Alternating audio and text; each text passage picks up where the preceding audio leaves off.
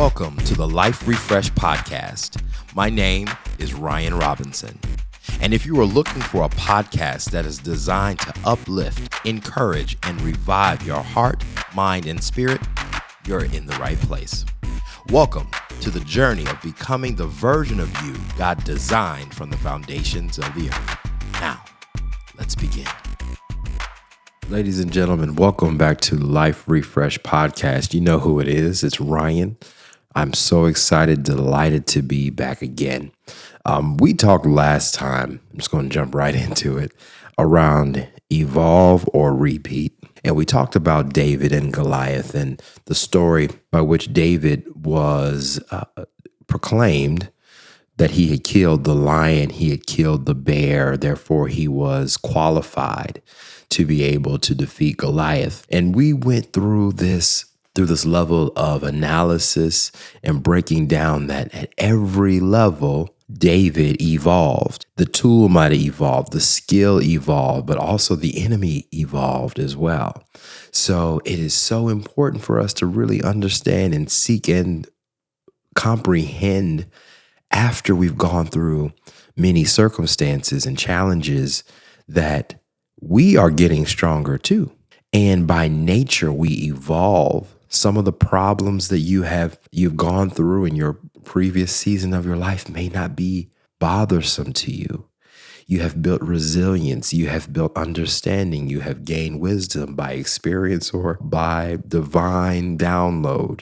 You have also gone through opportunities for you to be transparent and have failed in relationships at times or aspects of those. So those experiences that we go through evolve us to become a better version, an upgraded version of ourselves. And evolving it sounds really fun.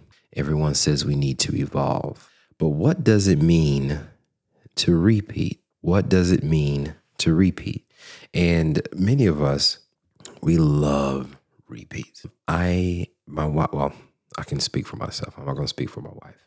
But I love watching repeat episodes of The Big Bang Theory with Sheldon and Leonard and Penny and Kuthrapali and all the folks on that show. I have seen them all 12 seasons repetitively over and over and over again, that I know the lines, I know the zingers, I know the punchlines that come through this show. It is pitiful. I put it on as background noise for my life, especially when I'm bored. So I love this show. I hope there are some Big Bang Theory fans out there as well. Maybe we could put maybe put a link in the show notes to the Big Bang Theory if you have Hulu or wherever you stream. But what makes it so numbing for me is that it's repeatable and repetitive, but also predictable. Repeating makes you predictable. I don't have to be engaged to watch the show anymore. The show has ended. I know how it finished up. I know how each season finale ended. I know how the series finale ended.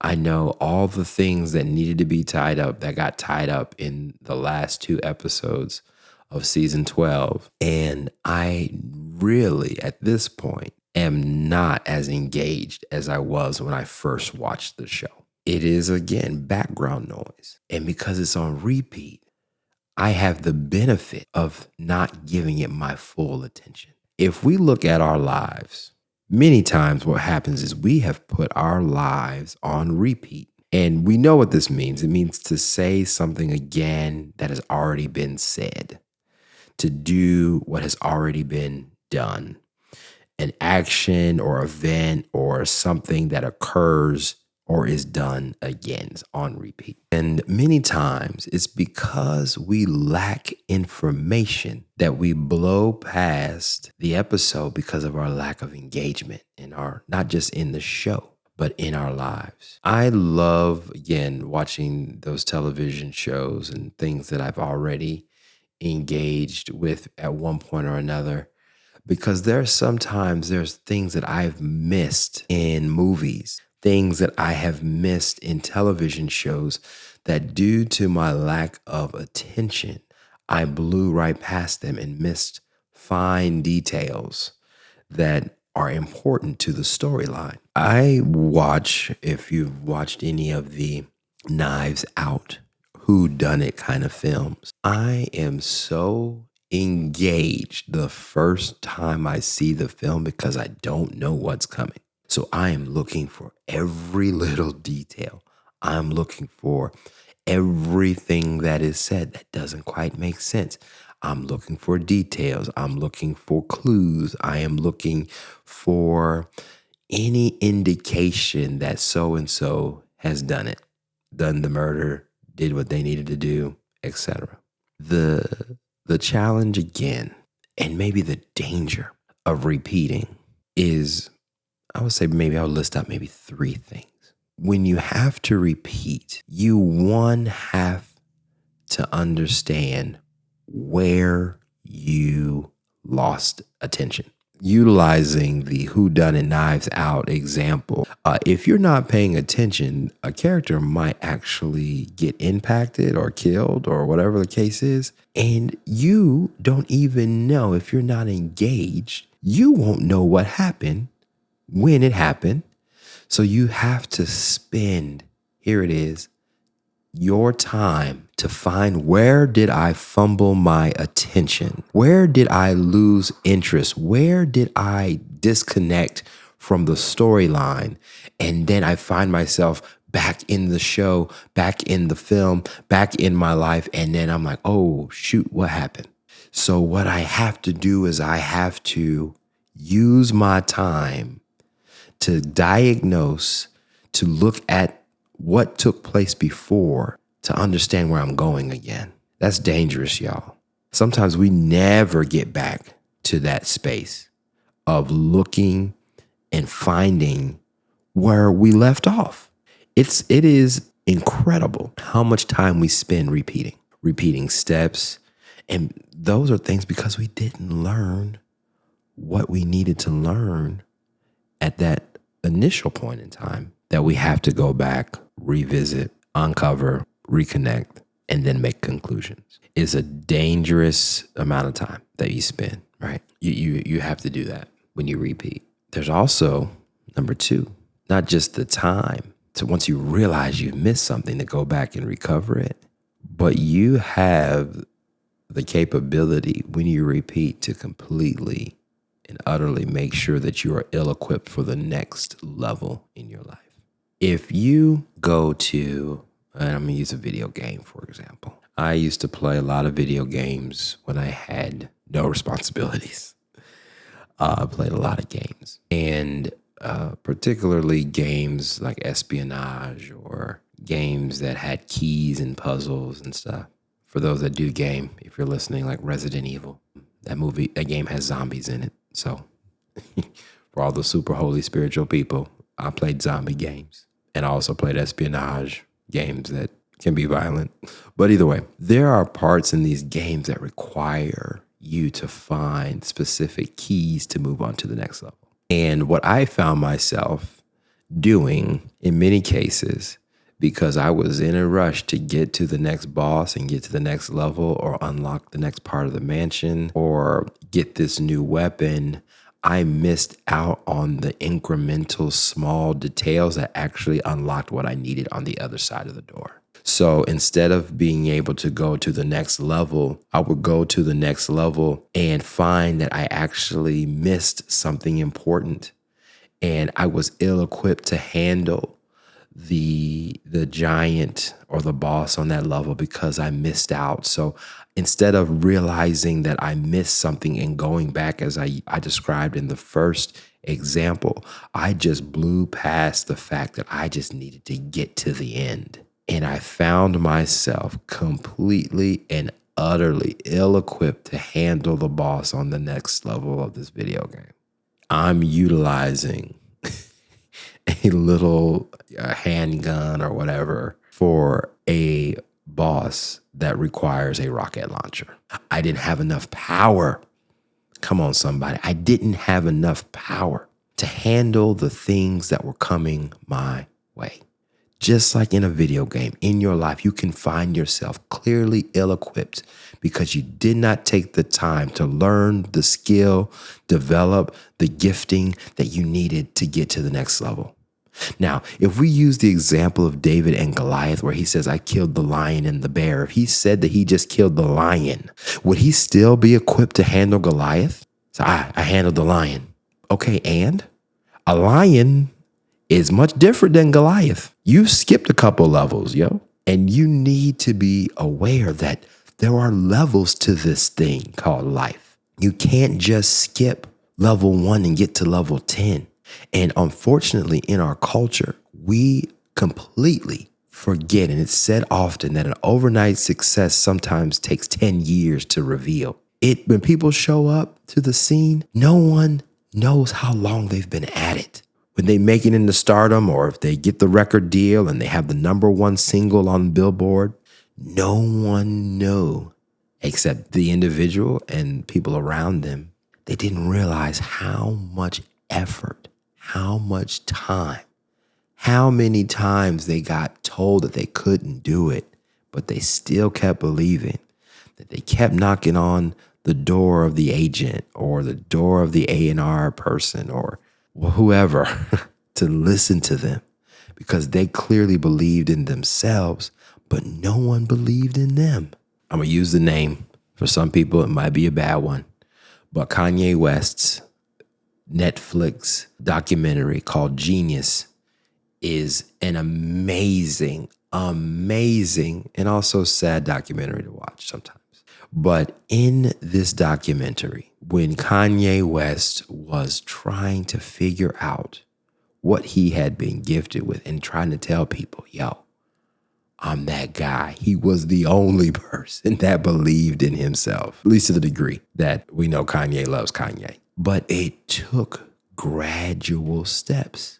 It took producing for some local talent in Chicago. It went to producing a track for Cameron. It took to being a part of the Rockefeller label. It then turned to this, and it then turned to that. And then it was this progression. And then he had the accident, and then all the things. I'm not going to give it away, but if you want to watch it, I highly suggest you you watch it, because the progression of faith that is required to not repeat, but to evolve is dynamic. It is necessary. It is something that we have to honor, that process of becoming, which is I've talked about earlier in several podcasts ago.